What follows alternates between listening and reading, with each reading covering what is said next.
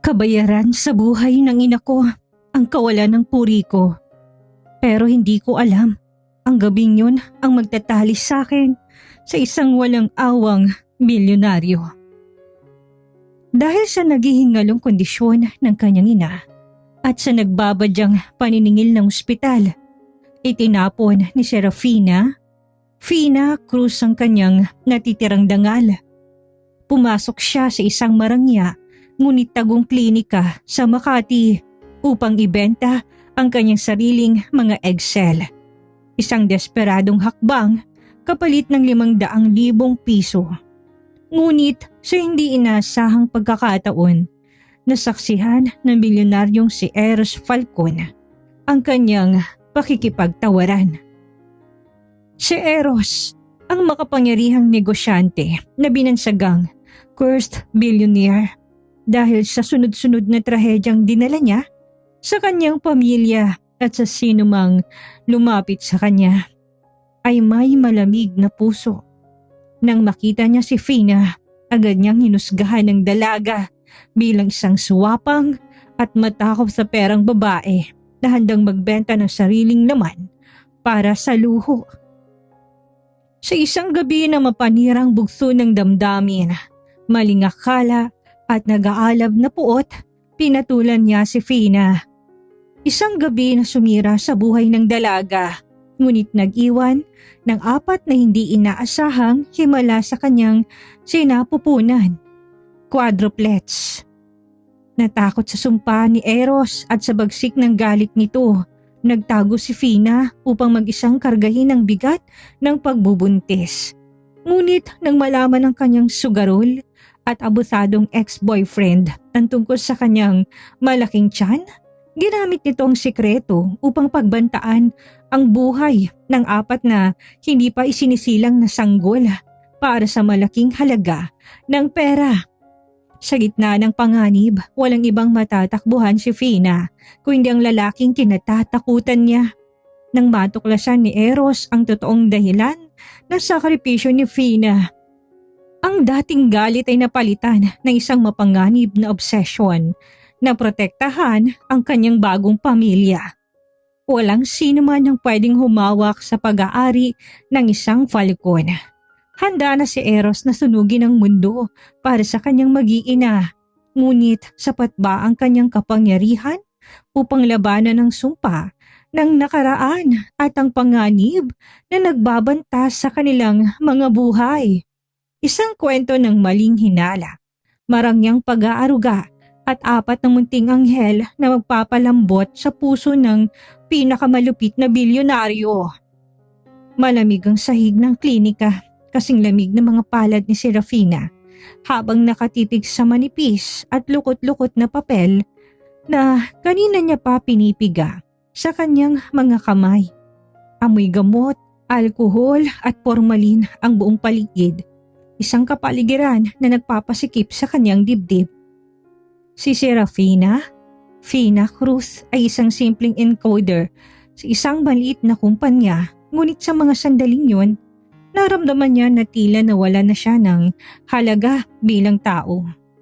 Kailangan niya ng 500,000 piso, hindi para sa luho, hindi para sa magagarang damit, kundi para sa agarang operasyon sa puso ng kanyang naghihingalong ina. Wala siyang ibang matatakbuhan. Ang kanyang sweldo'y sapat lang sa pang-araw-araw na tustos at sa mga nakaraang bayarin sa ospital na unti-unting lumalamon sa kanilang maliit na buhay. Kaya naman narito siya ngayon sa isang tagong fertility clinic sa isang marangyang gusali sa Makati. Handang ibenta ang kanyang sariling mga egg cell sa isang mayamang kliyente na hindi niya man lang kilala. "Sigurado ka na ba dito, Miss Serafina?" tanong ng doktor. Ang boses nito ay may halong awang na nakatingin sa kanya na namumutlang mukha. Ang proseso ng egg retrieval ay hindi biro. May mga gamot kang kailangang inumin at may kaunting risk ang operasyon. Opo, Doc. Sigurado na po ako. Nangangatal ngunit determinadong sagot ni Fina. Pilit na nilulunok ang bara sa kanyang lalamunan. Basta po ba, makuha ko kaagad ang paunang bayad ngayon. Kailangan na pong maoperahan ng nanay ko bago matapos ang linggong ito. Sabi ng doktor niya, humihina ng puso niya. Hindi alam ni Fina na sa labas ng salaming pinto ng opisina, may isang pares na mga matang nakamasid sa bawat galaw niya. Si Eros Falcon, ang bilyonaryong nagmamay-ari ng kalahati ng mga lupain at naglalakihang shipping lines sa bansa. Matangkad, may panga na tila nililok ng mga Griegong Diyos at may aura na naguutos ng otomatikong respeto at takot. Ngunit sa kabila ng kanyang yaman, nababalutan si Eros ng isang madilim na reputasyon. Sinasabing ang sino mang mapalapit sa kanya, mula sa kanyang mga magulang hanggang sa kanyang nakaraang kasintahan ay dinatna ng malas o kamatayan. Siya ang tinaguriang cursed billionaire. Narito si Eros upang bisitahin ang kanyang personal na doktor. Nagkataong nagmamay-ari din ng klinika. Nang aksidente niyang marinig ang usapan sa pagitan ni Fina at ng doktor sa bahagyang nakabukas na pintuan. Isang mapait at sarkastikong ngiti ang sumilay sa perpektong labi ni Eros. Ang kanyang mga mata na kasing talim at kasing lamig ng yelo ay bumaba sa kabuuan ni Fina. Nakasuot ang dalaga ng kupasing maung at simpleng t-shirt, ngunit hindi maitatago ng simpleng kasautan ang taglay nitong natural na ganda. Ang mapuputing balat, ang mahabang pilik mata at ang labi na tila ba hinalikan ng rosas. Ang mga babae nga naman ngayon, sa pilit na madilim na isip ni Eros, gagawin ng lahat, ibibenta pati ang sariling katawan at kakayang magkaanak para lang sa mabilis na pera. Kunwari para sa ina, ngunit baka pang shopping lang pambili ng luho. Dahil sa mga nakaraang traidor sa kanyang buhay na lumapit lamang sa kanya para sa mundo, hindi niya alam ang buong katotohanan. Ang nakita niya lang ay isang magandang babae na nakikipagtawaran para sa sarili nitong laman. Para sa kanya, lahat ng tao ay may presyo. Nang sa wakas ay lumabas si Fina mula sa opisina, bitbit ang piraso ng tseke na naglalaman ng paunang bayad. Pakiramdam niya na tila nawala ng lakas ang kanyang mga tuhod.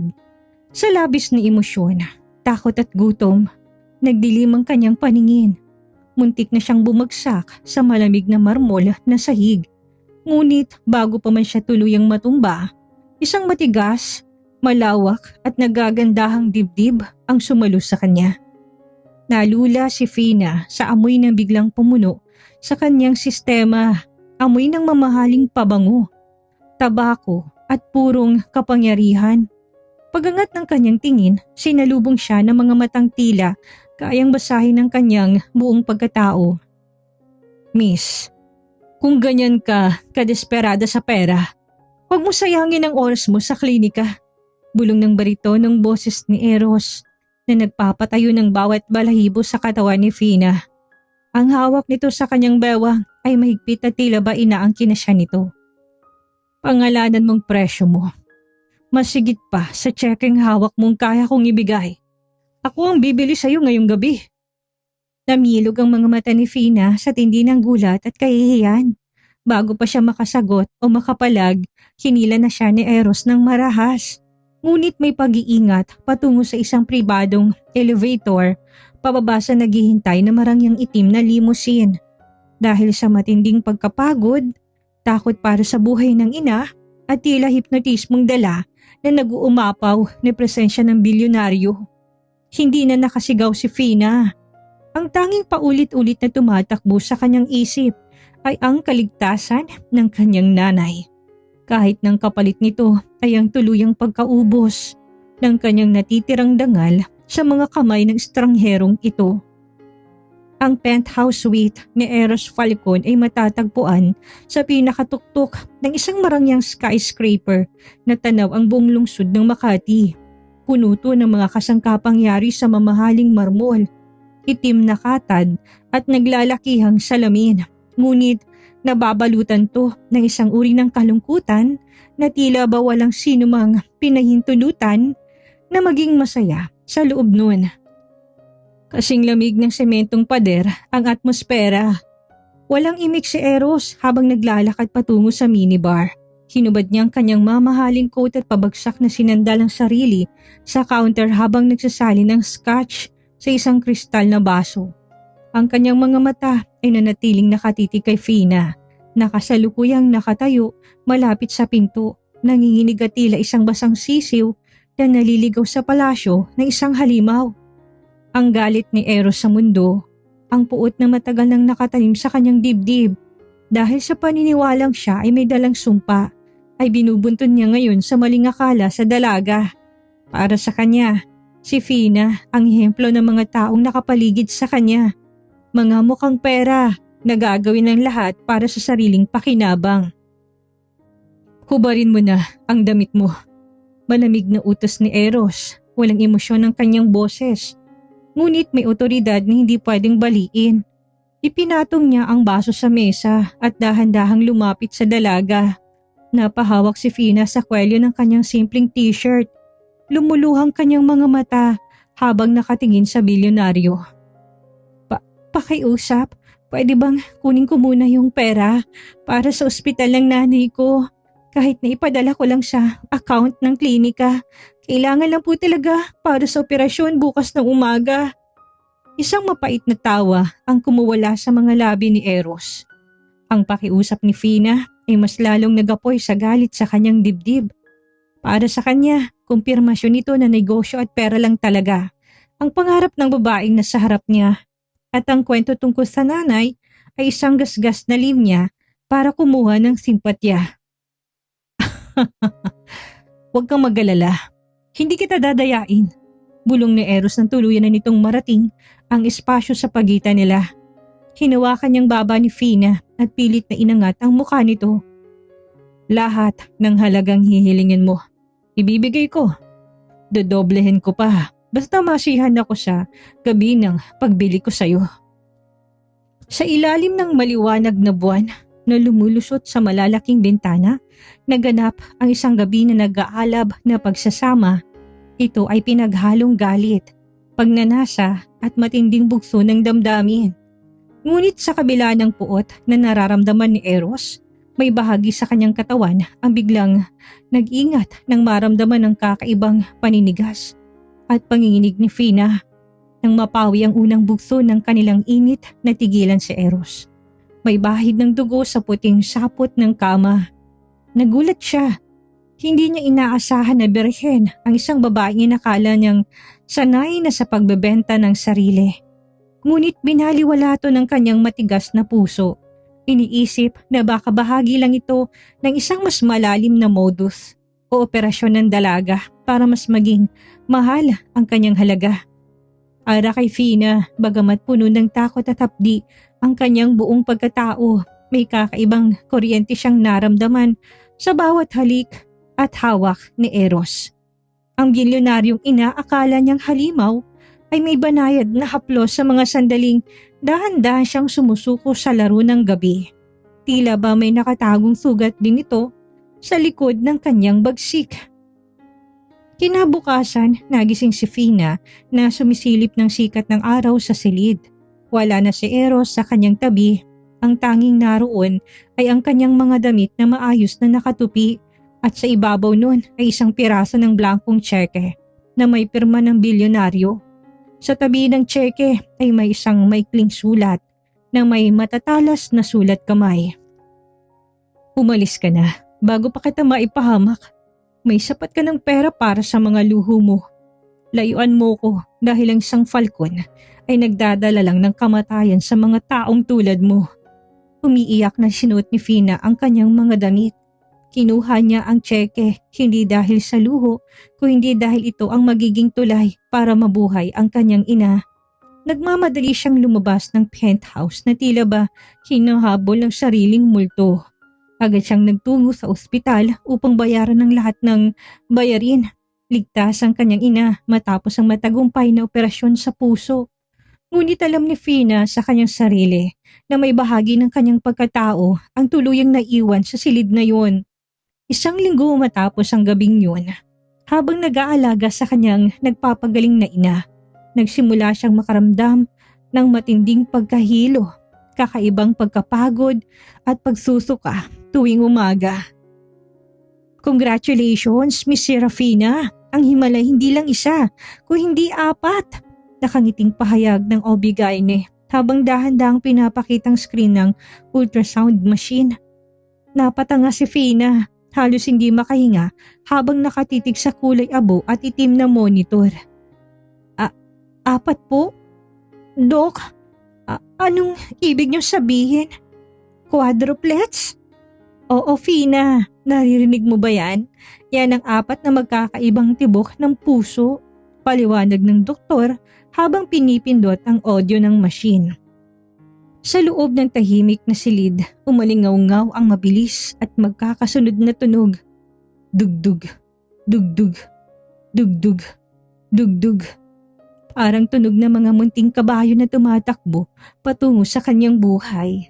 Ang 4 na maliliit na tuldok sa screen ay ang katibayan ng gabing binuwag ang kanyang dangal, ngunit nag-iwan naman ng 4 na bagong pag-asa.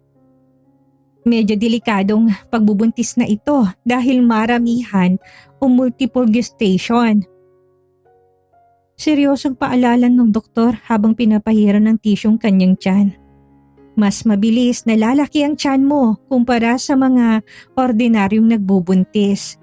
At sa pagsapit ng 5 buwan, baka magmukha ka ng mga anganak. Kailangan mo ng dobleng pag-iingat, sapat na nutrisyon at iwasan ng labis na stress. Kumuho ang mundo ni Fina sa tindi ng kaba, ngunit kasabay nun ay isang umaapaw at hindi may paliwanag na pagmamahal para sa mga munting buhay sa kanyang sinapupunan. 4 na sanggol.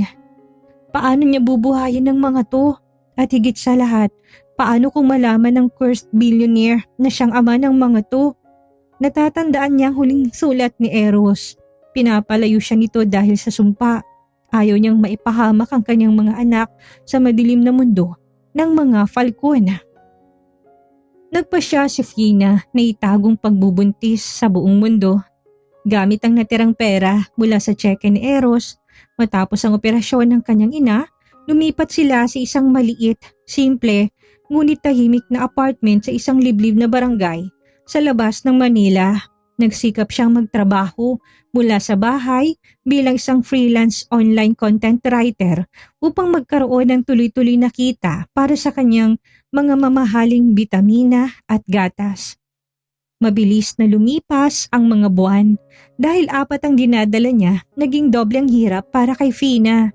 Sa 5 buwan pa lamang ng kanyang pagbubuntis, ang kanyang tiyan ay napakalaki na. Tila ba anumang oras ay sasabog ito sa bigat. Hirap siyang makatulog, madalas sumasakit ang kanyang likod at halos singalin siya sa bawat hakbang. Ngunit sa tuwing gabi, habang nakaupo sa tabi ng bintana at hinahaplos ang kanyang malaking tiyan, binubulong niya ang mga panalangin na sana ay maging ligtas at malusog ang kanyang mga anak. Ang kanyang ina na maayos na ang kalusugan ang naging katuwang niya sa bawat pagsubok. Ang katahimikang yun ay pansamantala lamang. Ang mapayapang buhay na itinayo ni Fina ay unti-unting nanganib. Isang gabi habang mabagal siyang naglalakad, pauwi sa malapit na grocery store, bitbitang ilang prutas, isang pamilyar at nakakarimarim na boses ang biglang tumawag sa kanyang pangalan mula sa dilim ng sulok ng makipot na kalye. Aba, Serafina, akalain mo nga naman, dito lang pala kita matatagpuan. Napatigil si Fina. Parang naging yelong dugo sa kanyang mga ugat nang mamukhaan ng lalaki nakasandal sa poste. Si Marco, ang kanyang abusado, lasenggo at sugarol na ex-boyfriend na matagal niya ng tinakasan. Aba, Serafina, balita ko marami ka ng pera ngayon na. Nabayaran mong operasyon ng nanay mo sa mamahaling ospital. At ngayon, ano to? Tinignan ni Markong napakalaking tiyan ni Fina na may halong panlalait, mali siya at interes. Sinong nakabuntis sa'yo?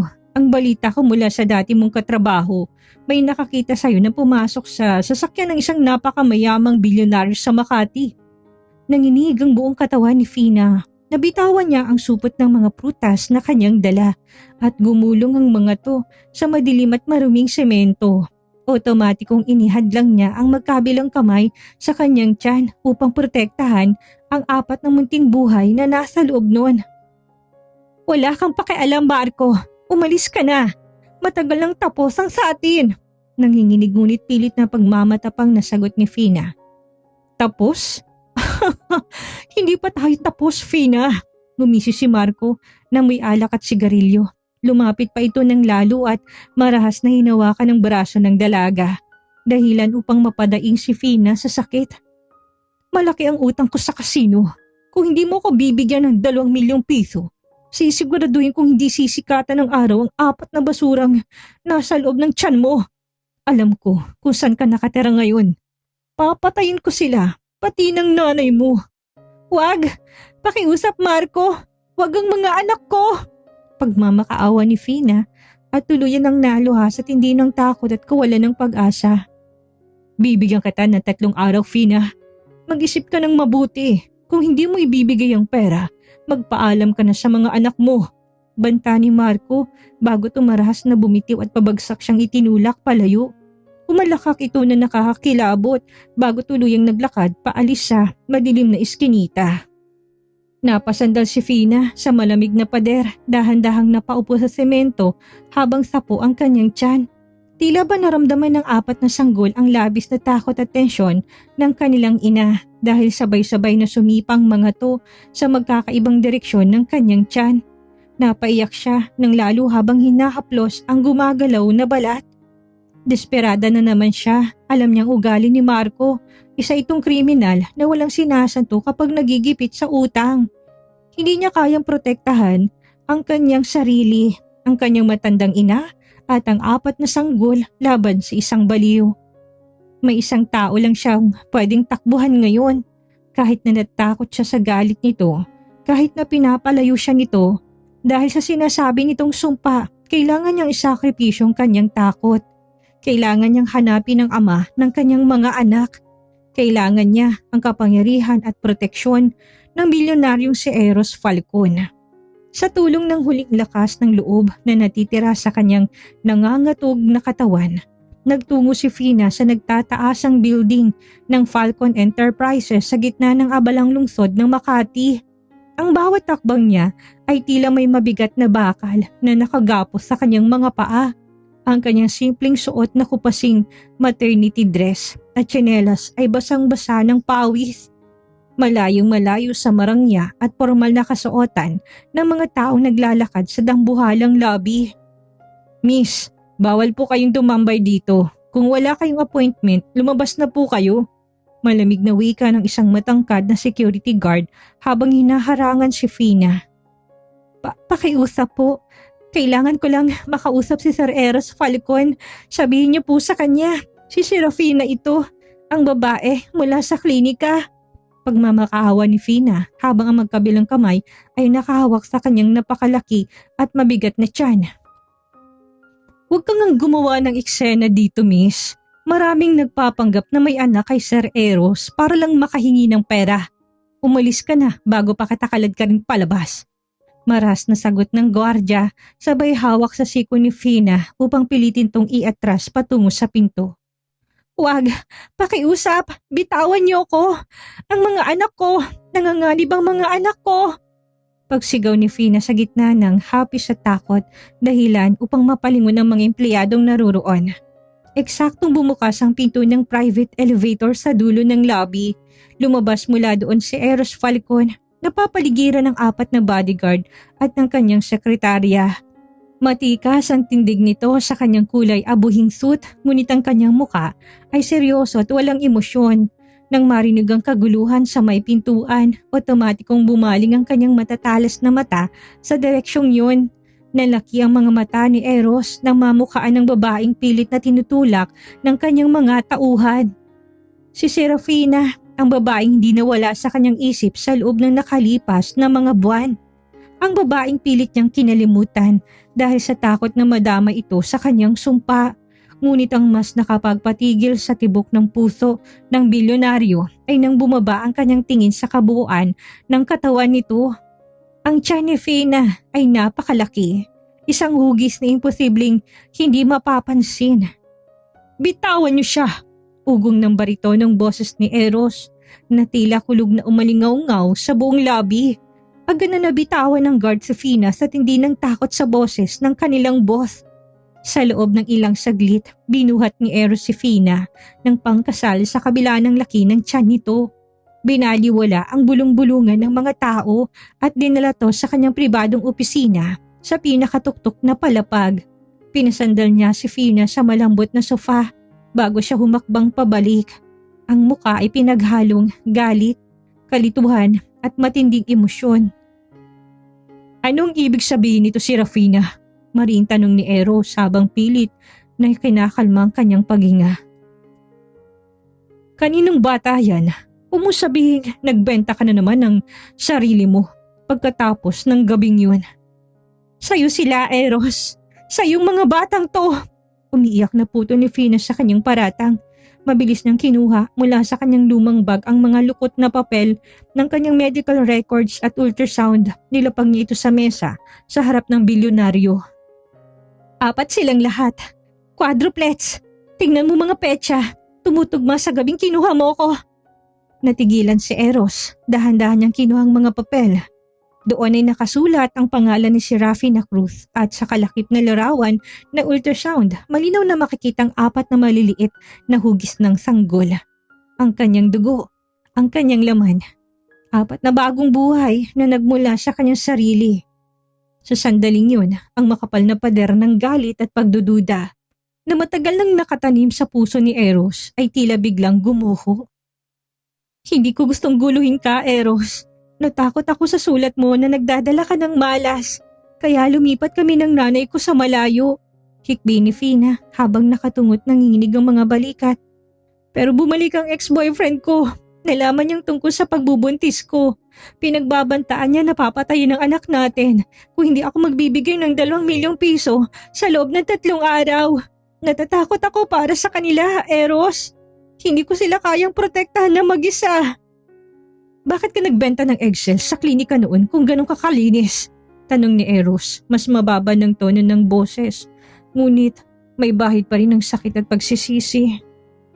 "Dahil mamamatay ang nanay ko kung hindi ko ginawa yun," sigaw ni Fina habang tumutulong mga luha sa kanyang pisngi. "Kailangan niya ng 500,000 para sa operasyon sa puso. Wala akong pakialam sa luho o sa pera mo, Eros. Ang buhay ng nanay ko at ang kaligtasan ng mga anak ko ang tanging mahalaga sa akin." Nang marinig ang buong katotohanan, napapikit si Eros sa matinding hiya at pagsisisi. Hinusgahan niya ang isang dakilang anak. Ang babaeng inakala niyang mukhang pera ay nag-ali ng sariling dangal para sa buhay ng magulang. Agad na lumuhod si Eros sa harap ng sofa, niyakap ng mahigpit, ngunit may pag-iingat si Fina at ibinaon ang mukha sa leeg ng dalaga. "Patawarin mo ko, Fina. Patawad sa lahat ng maling akala ko." Bulong ni Eros habang nararamdaman ng init ng kanyang hininga. "Mula ngayon, nandito na ako. Hinding-hindi ko hayaan na may mangyaring masama sa'yo at sa mga anak natin." Mula ng gabing yun, hindi na hinayaan ni Eros na mawalay pa sa kanyang paningin si Fina. Gamit ang kanyang dambuhalang yaman at kapangyarihan, dinala niya si Fina at ang nagpapagaling nitong ina sa kanyang pinakaprotektadong mansyon sa isang eksklusibong subdivision sa Forbes Park. Ang mansyon ay napapaligiran ng matataas na pader, mga modernong security camera at isang batalyon ng mga pinagkakatiwalaang bodyguard na handang magbuwis ng buhay sa isang kumpas lang ng bilyonaryo. "Mula ngayon, wala nang makakalapit sa inyo dito. Ligtas na kayo." Seryosong saad ni Eros habang marahang hinahawakan ang malamig na kamay ni Fina. Kasalukuyang nakasandalang dalaga sa naglalakihang unan ng isang marangyang king-size bed sa master's bedroom.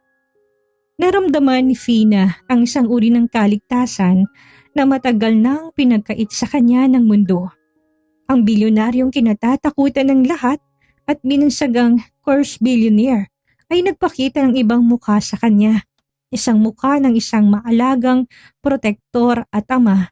Tuwing gabi, imbis na magbabad sa opisina tulad ng dati, maagang umuuwi si Eros. Lumuluhod to sa tabi ng kama upang kausapin at maranghalikan ang napakalaking tiyan ni Fina. Kumusta ng apat na munting falcon ko ngayon? Bulong ni Eros habang may malapad at tutong ngiti sa kanyang mga labi. Isang ekspresyon na matagal nang hindi nakikita ng kanyang mga tauhan sa kumpanya. Malilikot sila ngayon, Eros. Parang nag-uunahan sa pagsipa. Nakangiting sagot ni Fina habang marahang hinahaplos ang malalagong buhok ng bilyonaryo. Mukhang alam nila na nandyan ang daddy nila, kaya nagpapapansin. Habang payapa at puno ng init ang loob ng mansyon, lihim naman na kumikilos ang madilim na bahagi ng kapangyarihan ni Eros sa labas. Hindi papayag ang isang falcon na may natitirang banta sa kanyang pamilya. Lalo na ang isang tulad ni Marco naglakas loob na pagbantaan ang buhay ng kanyang mga anak. Gamit ang kanyang pribadong intelligence network, hindi umabot ng 24 oras ay natuntun ng mga tauhan ni Eros ang pinagtataguan ni Marco. Isang abandonadong bodega sa madilim na bahagi ng Pasay kung saan kasalukuyan itong nagpapakasasa sa alak gamit ang hiram na pera. Habang naghihintay sa takdang araw ng paniningil kay Fina. Ihanda ang 3 SUV, utos ni Eros sa kanyang chief of security sa telepono. Habang ang kanyang mga mata ay bumalik sa pagiging kasing talim at kasing lanig ng yelo. Ako mismong sasama. Gusto kong makita kung anong klaseng lakas ng loob ang meron ng peste na yun para pagbantaan ang mag-iina ko. Binalingan niya si Fina sa kasalukuyang natutulog. Nang mahimbing at hinalikan to sa noo bago dahan-dahan na lumabas ng silid upang tapusin ang nagbabadyang panganib sa kanilang buhay. Bago tuluyang umalis si Eros upang harapin si Marco, siniguro na muna niyang komportable ang kanyang reyna.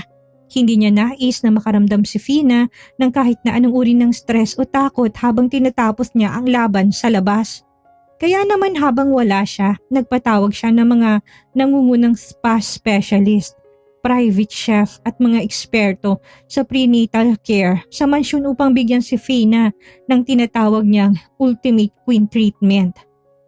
Eros, masyado naman yata itong marangya. Okay naman ako. Hindi ko naman kailangan ng ganito kagarbong serbisyo. Natatawang reklamo ni Fina habang nakasandal sa malambot na lounge chair. Kasalukuyang minamasahe ng isang specialist ang kanyang mga binti at paa na medyo namamanas na dahil sa bigat ng 4 na sanggol sa kanyang sinapupunan. Nararapat ng sayong lahat ng karangyaan at kaginhawaan sa mundo, Fina. Tapat at seryosong sagot ni Eros. Lumuhod siya sa tabi nito at marang hinawakan ng kamay ng dalaga bago siya tumayo para umalis. Dinadala mo ang 4 na susunod na tagapagmana ng pamilya Falcon. Ngunit higit sa lahat, dinala mong liwanag at pag-asa sa madilim at sinumpang buhay ko. Hayaan mo ko na alagaan ka. Hinalikan niya ng matagal ang noo ni Fina bago tuluyang humakbang palabas. Matapos masigurong ligtas at masaya si Fina, umalis si Eros kasama isang batalyon ng mga armadong bodyguard.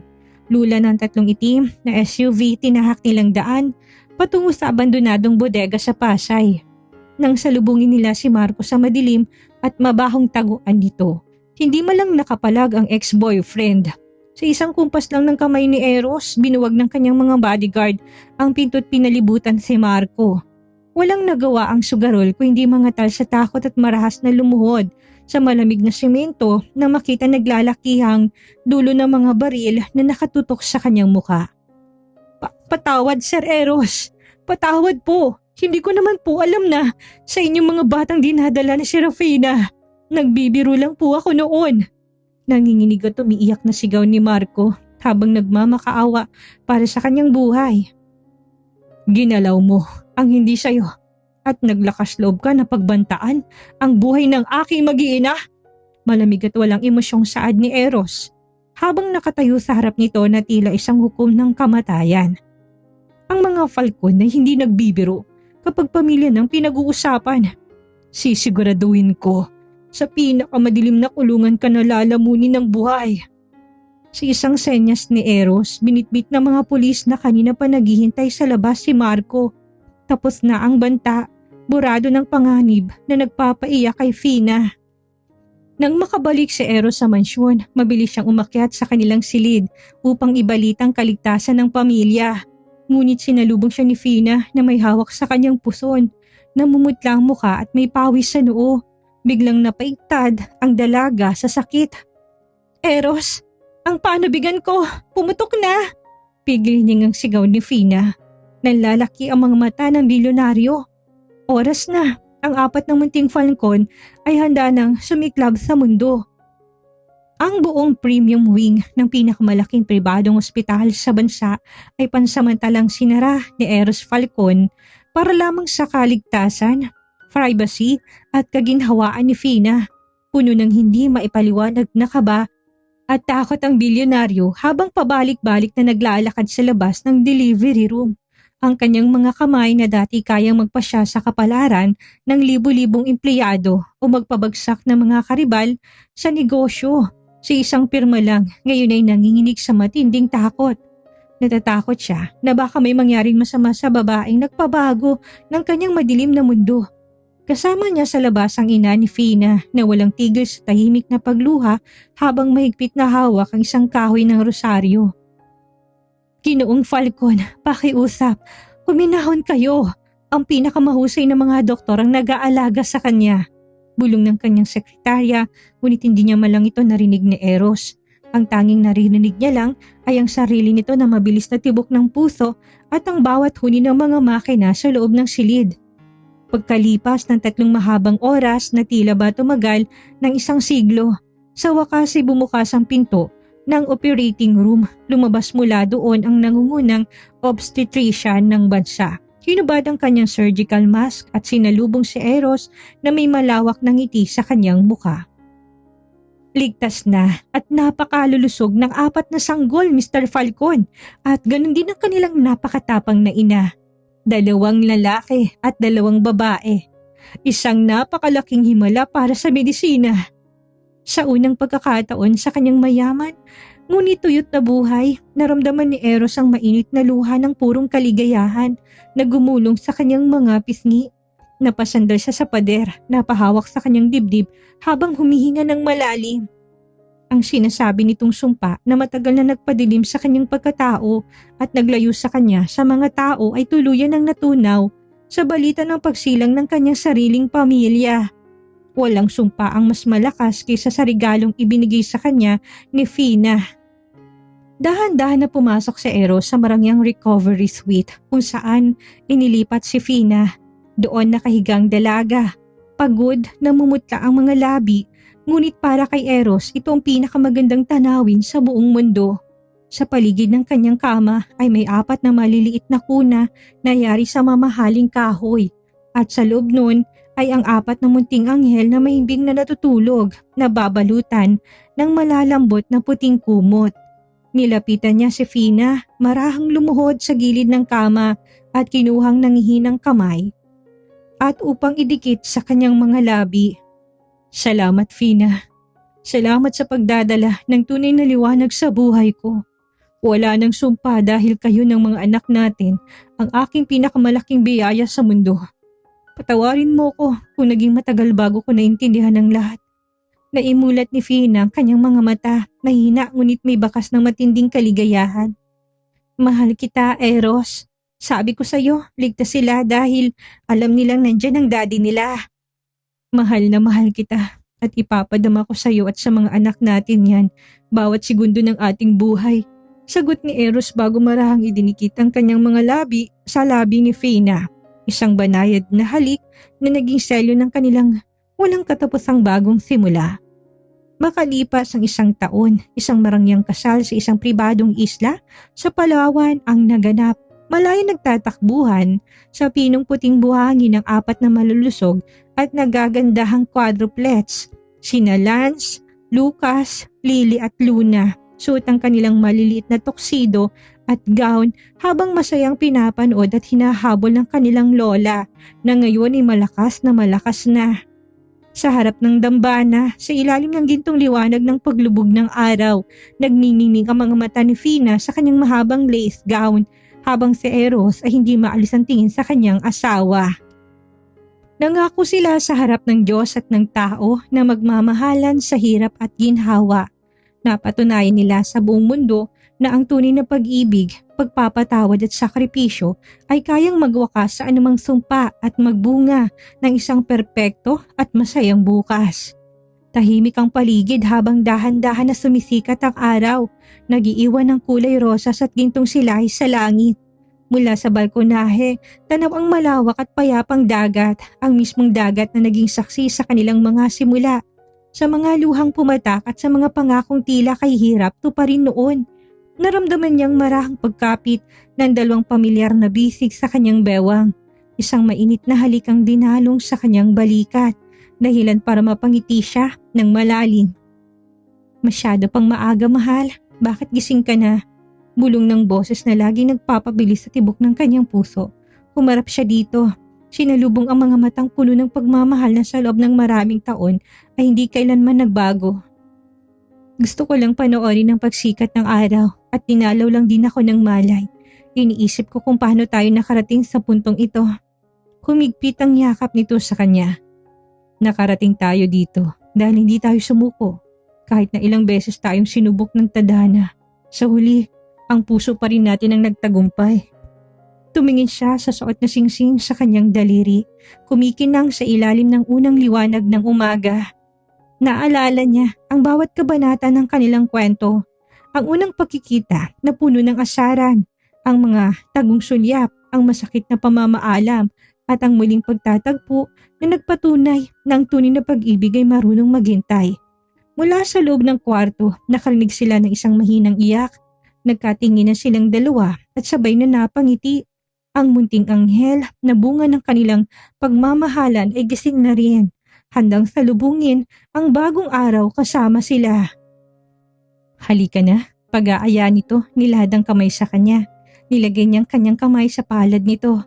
Naramdaman ng pamilyar na init at seguridad. Halika na. Hindi man naging madali ang landas ng kanilang tinahak. Alam niyang sa bawat pagsubok na darating pa, hindi na siya mag-iisa. Tapos na ang yugto ng paghahanap at pag-aalinlangan. Ngayong hawak ang kamay ng taong pinili ng kanyang puso, handa niya nang isulat ang pinakamagandang kwento ng kanilang habang buhay. Ang tunay na pag-ibig hindi lang basta pagtatagpo ng dalawang tao sa tamang panahon. Ito ay ang kahandaang magbago, magpatawad at lumago nang magkasama kahit nasa kabila ng mga pagkakamali. Dahil sa huli, ang mga taong nakatadhana para sa isa't isa, gaano man kalayong lakbayin at gaano man karaming pagsubok ang harapin, ay palagi at palaging makakahanap ng daan pabalik sa isa't isa. At dyan na po nagtatapos ang ating kwento mula sa buong pamunuan ng Rava TV. Isang napakalaking pasasalamat sa inyong walang sawang pagsubaybay, pag-like at pag-share sa bawat kabanata. Ang inyong oras at suporta ang nagbibigay buhay sa bawat karakter na ating minahal. Ako naman po ang inyong narrator, si Miss Maria. Sobrang nakakataba ng pusong bawat comment at reaksyon ninyo habang binabasa kong kwentong ito. Sana po'y naramdaman ninyo ang bawat tibok ng puso, kilig at saya na sinikap naming ihatid sa inyo. Hanggang sa muling pagpapakilig at pagpapaiyak, mga kakwento. Huwag kalimutang mag-subscribe sa Rava TV para sa susunod nating paglalakbay. Pagpalain kayo ng may kapal.